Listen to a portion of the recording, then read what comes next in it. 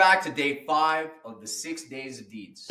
It's Willie Claus coming in to give you a reverse flip twist on the 12 days of Christmas. But instead of gifts, you're getting a high value real estate skill every single day to produce actual checks and a free ticket to your 5-day Leads to Deeds December challenge.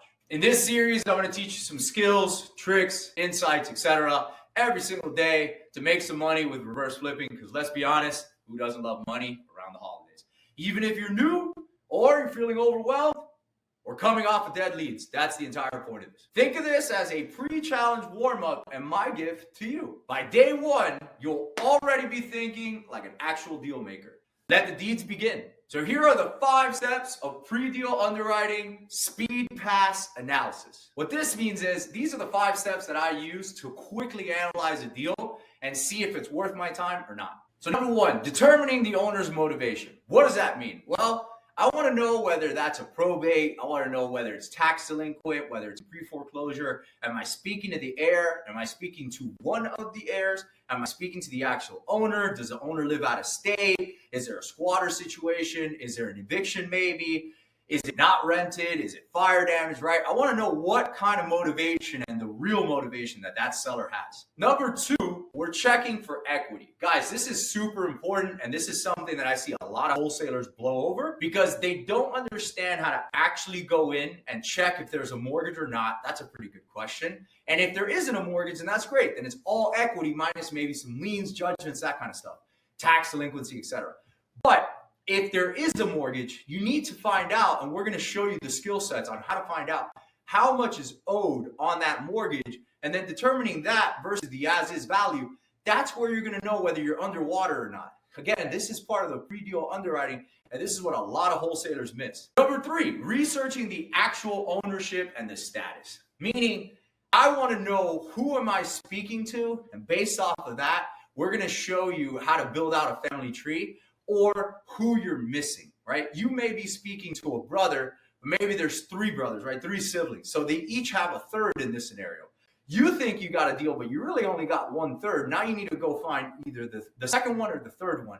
We're going to show you how to do that. And of course, the status, meaning what's going on with the deal and what's the current situation of everything that's going on. Is there an heir living inside of it? Is this the only owner that you have to worry about, right?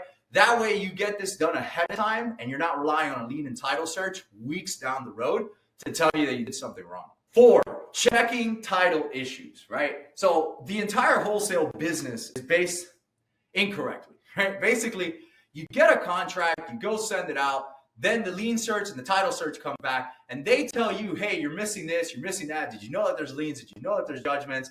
Did you know that a probate was needed, etc.? What we do is we do the pre-deal underwriting. We teach you how to look through the circuit courts, which is the civil case search, the clerk of courts, which is the official records. We teach you how to look for liens, violations, judgments, mortgages. Is there a probate open? Is it not? Is it in pre-foreclosure? Is it not? Etc. So you don't have to wait for a lien and title search. You're doing this ahead of time.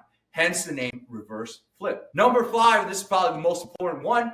If any of this stuff doesn't line up or there's not enough spread in the deal, you need to learn how to walk away really, really fast so you don't get caught up in the rat race of the wholesale game where now you're waiting for this information and then you make a decision. So I got a question from another gentleman. His name is Alberto. What are the 3 best states to find properties and what is the perfect stack list? Look, I love the question, but we got to change the mindset here. The 3 best states, what do you need 3 best states for? You should focus on 1, right? The best state is the state that you're in. You're going to understand those laws better. You're going to have resources there. You're going to understand the values, etc. Number 2, the perfect stack list. There is no real such thing as a perfect stack list. The most perfect stack list you can get is the one you're going to stay consistent with.